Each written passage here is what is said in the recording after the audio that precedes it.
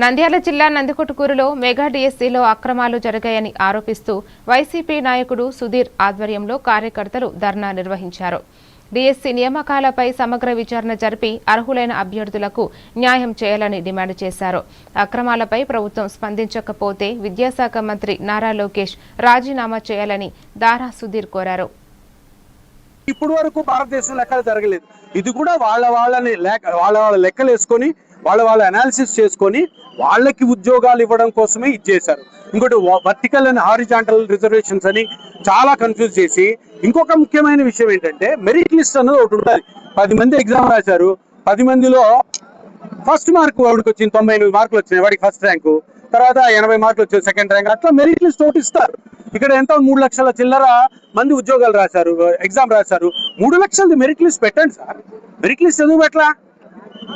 ఏదో కుట్ర చేయడానికి తప్పితే మీరు మెరిట్ లిస్ట్ ఎందుకు పెట్టలేదు? ఇంటర్నెట్ లో అప్లోడ్ చేసాం. ఇంటర్నెట్ లో అప్లోడ్ చేయడం ఏంటి? ప్రతి కాలేజీలో ఉండాలి, కలెక్టర్ ఆఫీస్ లో ఉండాలి, పబ్లిక్ నోటీస్ ఇవ్వాలి. అంటే ఏంటి? పేపర్లో వేయాలి. అరే బాబు, 16,000 మంది ఉద్యోగాలకి 3,60,000 మంది రాశారు, 3,60,000 మంది రాశారు.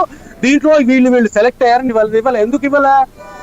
వాళ్ళకి ఉద్యోగాలు తెప్పించుకోవడం కోసం, వాళ్ళని దాంట్లో చేర్చడం కోసం. ఇది అయిపోయింది. కృష్ణా జిల్లా